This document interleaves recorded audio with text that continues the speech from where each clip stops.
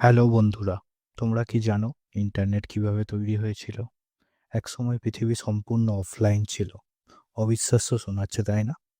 আসুন আমরা অতীতে ফিরে যাই এবং আবিষ্কার করি ইন্টারনেট কিভাবে এসেছে।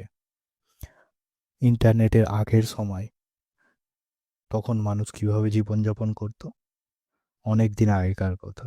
যদি তোমাদের তথ্যের প্রয়োজন হতো তাহলে কেবল গুগলে খোঁজ করা যেত না। তোমাদের বই পড়তে হতো অথবা জ্ঞানী কাউকে জিজ্ঞেস করতে হতো। যদি তোমরা বন্ধুর সাথে কথা বলতে চাও তাহলে তোমাদের চিঠি লিখতে হতো অথবা টেলিফোন ব্যবহার করতে হতো। তারপর হলো ইন্টারনেটের জন্ম। অনেক দিন আগে 1969 সালে বিজ্ঞানী অর্পানেট নামে কিছু তৈরি করেছিলেন।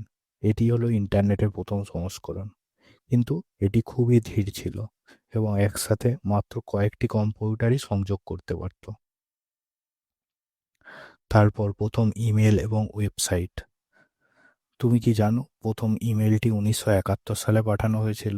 এটি ছিল কেবল একটি পরীক্ষামূলক বার্তা। তারপর 1991 সাল প্রথম ওয়েবসাইট তৈরি হলো। ধীরে ধীরে মানুষ তথ্য খোঁজার জন্য ইন্টারনেট ব্যবহার করতে শুরু করলো এবং ওয়েবও বাড়তে থাকলো।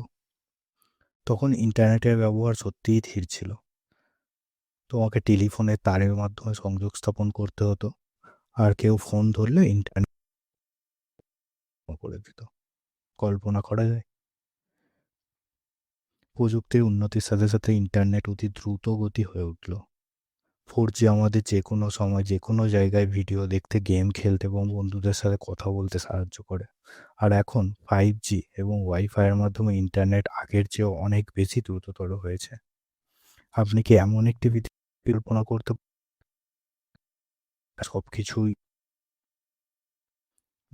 নেটওয়ার্কে যুক্ত ইন্টারনেটে যুক্ত থাকবে?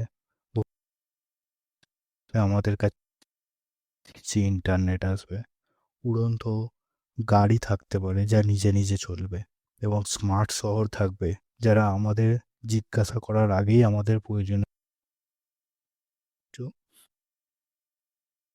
দেবে। ওয়াও! ইন্টারনেট অনেক দূর এগিয়ে গেছে, তাই না? ভবিষ্যৎ ইন্টারনেট কেমন হবে বলে আপনার মনে হয়? মন্তব্যে অবশ্যই জানান, এবং আরও আশ্চর্যজনক গল্পের জন্য লাইক, শেয়ার এবং সাবস্ক্রাইব করতে ভুলবেন না।